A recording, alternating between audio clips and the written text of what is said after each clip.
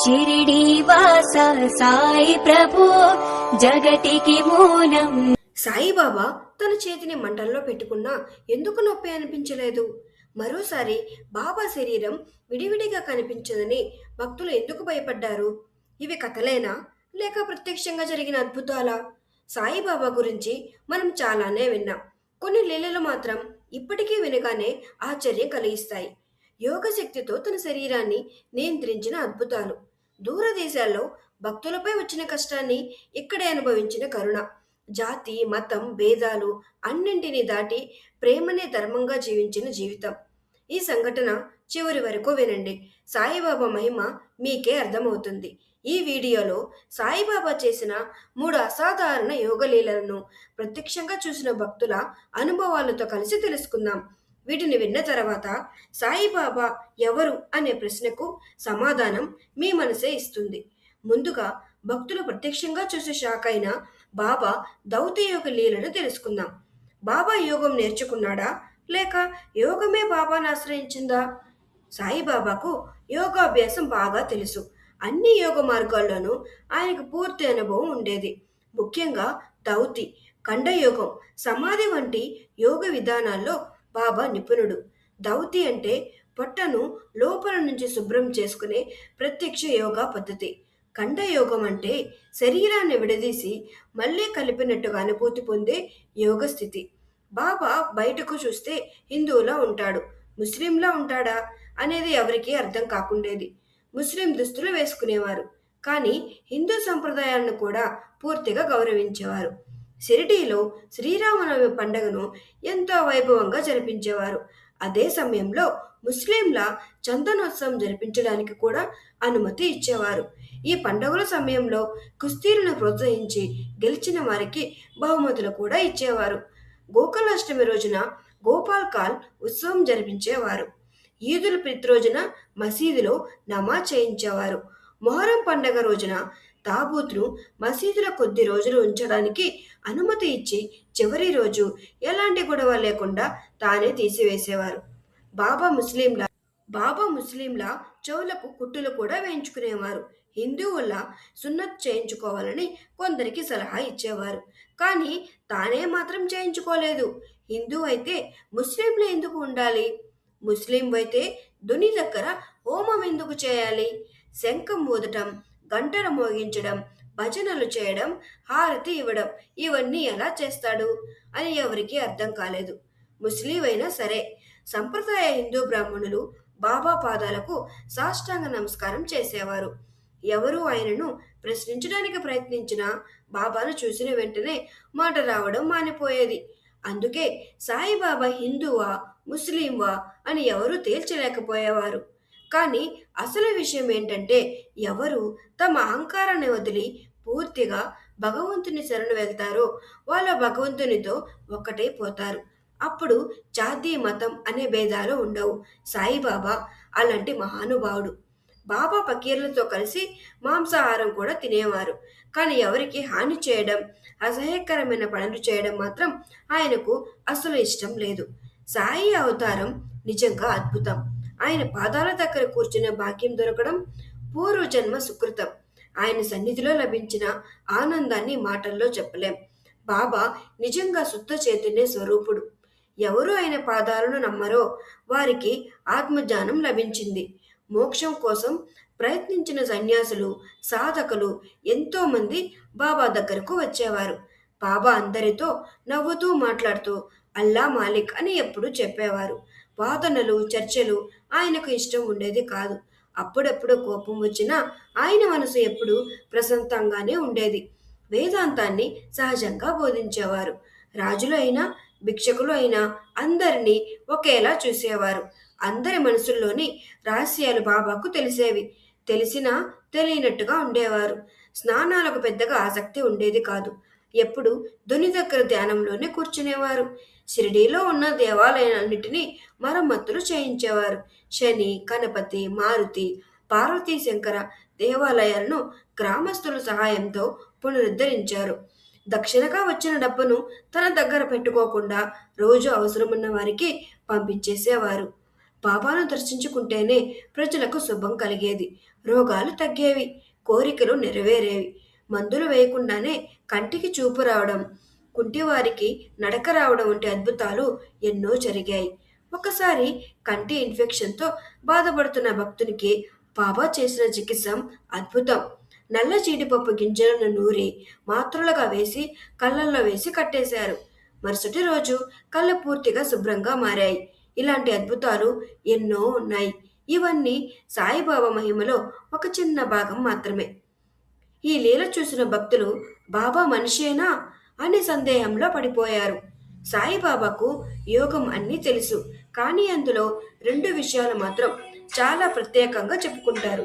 దౌతి యోగం, బాబా చేసిన అద్భుతం, శుభ్రపరిచే విధానం. మసీదు నుంచి కొంచెం దూరంగా ఒక పెద్ద రావి చెట్టు ఉండేది. అక్కడ ఒక బావి కూడా ఉంది. ప్రతి మూడో రోజు బాబా అక్కడికి వెళ్ళి ముఖం కడుక్కుని స్నానం చేసేవారు. ఒకరోజు ఏమైందంటే బాబా తన కడుపులో నుంచి వచ్చిన మలినాలను బయటకు తీసి నీటితో శుభ్రం చేసి ఆ చెట్టు మీద ఆరబెట్టారు. కొందరు ఇది చూసి ఆశ్చర్యపోయారు. షిరిడీలో ఈ విషయం చర్చగా మారింది. సాధారణంగా దౌతి యోగం అంటే ఒక పొడవైన గుడ్డను లోపలికి మింగి మళ్ళీ బయటకు తీసే పద్ధతి. కానీ బాబా చేసిన దౌతి మాత్రం అసాధారణం.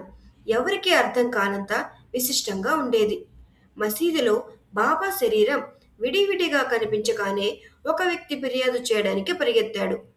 ఇంకొక రోజు బాబా తన శరీర అవయవాలను మసీదులో వేరు వేరు చోట్ల ఉంచినట్టుగా కనిపించారు.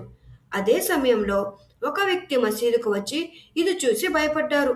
అయ్యో, బాబాను ఎవరో హత్య చేశారేమో అనుకుని గ్రామ మున్సిప్ దగ్గరికి ఫిర్యాదు చేయాలనుకున్నాడు. కానీ ఫిర్యాదు చేసే ముందు నాకే ఏదైనా తప్పగా కనిపించిందేమో అని అనుమానం వచ్చి ఆగిపోయాడు. మరుసటి రోజు మళ్ళీ మసీదుకు వచ్చి చూసేసరికి బాబా ఎప్పటిలాగే నవ్వుతూ ప్రశాంతంగా కూర్చున్నాడు. అప్పుడు అతనికి అర్థమైంది, నిన్న చూసింది నిజం కాదు, అది బాబా లీల మాత్రమే అని. బాబా యోగం తన కోసం కాదు, భక్తుల బాధ కోసం. బాబా చిన్నప్పటి నుంచే యోగ సాధన చేసేవారు. ఆయన యోగ శక్తి ఎంతవరకు ఉందో ఎవరికీ తెలియదు. బుద్ధి ప్రసాదంతో ఎన్నో రోగాలు నయమయ్యాయి. బాబా మాత్రం ఎప్పుడూ డబ్బులు అడగలేదు. సేవ చేయడమే ఆయన ధ్యానం. తన కోసం ఎప్పుడూ ఏమీ కోరుకోలేదు.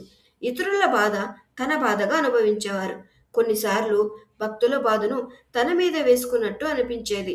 దీంతో బాబా ఎంతో గొప్ప జ్ఞాని, ఎంత కరుణామయుడో అనేది మనకు తెలుస్తుంది. బాబా కరుణ, ఈ లీల విన్నాకే బాబా దేవుడే అని చాలామంది నమ్మారు. 1910 దీపావళి రోజున బాబా దుని దగ్గర కూర్చుని ఉన్నారు. చలి ఎక్కువగా ఉండడంతో మంటలు బాగా రాజేశారు. కొంతసేపటికి బాబా తన చేతిని నేరుగా మంటల్లో పెట్టేశారు. వెంటనే చేయి కాలిపోయింది. ఇది చూసిన మాధవరావు వెంటనే బాబాను వెనక్కి లాగారు. బాబా ఇలా ఎందుకు చేశారు అని అడిగారు. అప్పుడు బాబా చాలా ప్రశాంతంగా ఇలా చెప్పారు. దూరదేశంలో ఒక మహిళ వంట చేస్తుంది. ఆమె భర్త పిలిచాడు. తొందరలో ఆమె లేచి వెళ్ళింది. ఆ సమయంలో ఒక చిన్న బిడ్డ మండుతున్న కొలిమిలో పడిపోయింది. ఆ బిడ్డను కాపాడడానికి నేను నా చేతిని మంటల్లో పెట్టాను. నా చేయి కాలడం నాకు బాధ కాదు, బిడ్డ బతికిందన్న ఆనందమే నాకు ముఖ్యం. ఇది విన్న వాళ్లకు బాబా దయ ఎంత గొప్పదో అర్థమైంది. బాబా చెప్పిన ఈ మాటలు విన్నప్పుడు అక్కడున్న వాళ్ళ కళ్ళల్లో నీళ్లు తిరిగాయి. ఒక కుష్ఠరోగి బాబా దగ్గర ఉండడం వల్ల చాలా అదృష్టవంతుడయ్యాడు.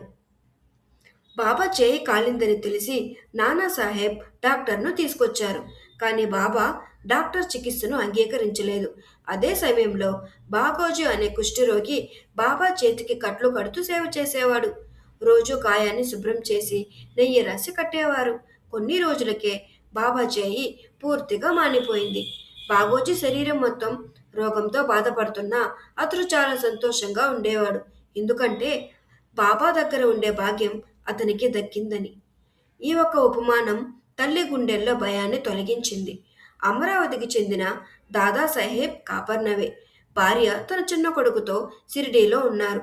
పిల్లాడికి తీవ్రమైన జ్వరం వచ్చింది. తల్లి భయపడిపోయింది. తిరిగి ఇంటికి వెళ్ళాలనుకుంది.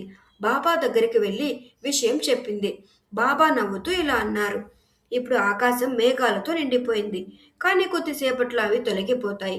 ఆకాశం మళ్ళీ స్పష్టంగా మారుతుంది అని చెప్పి తన కబ్నీని పైకి ఎత్తి అందులో 4 పావురాలను చూపించారు.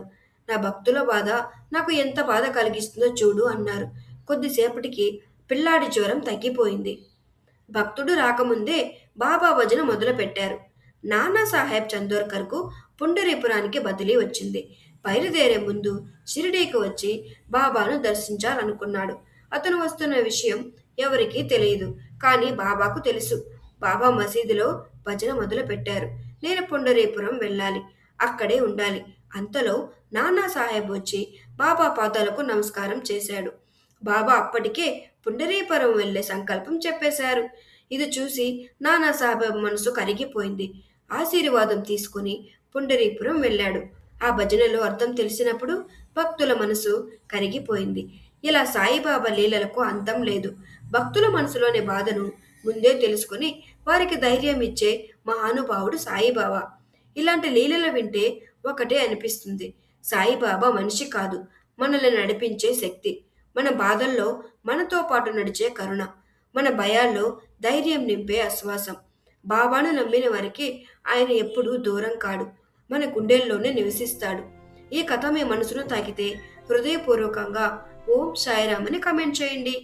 బాబా లీలలు మరింత మందికి చేరాలంటే ఈ వీడియోని మీ కుటుంబం, స్నేహితులతో షేర్ చేయండి. ఇలాంటి భక్తి కథలు మిస్ కాకుండా మా ఛానల్ని సబ్స్క్రైబ్ చేసుకోండి.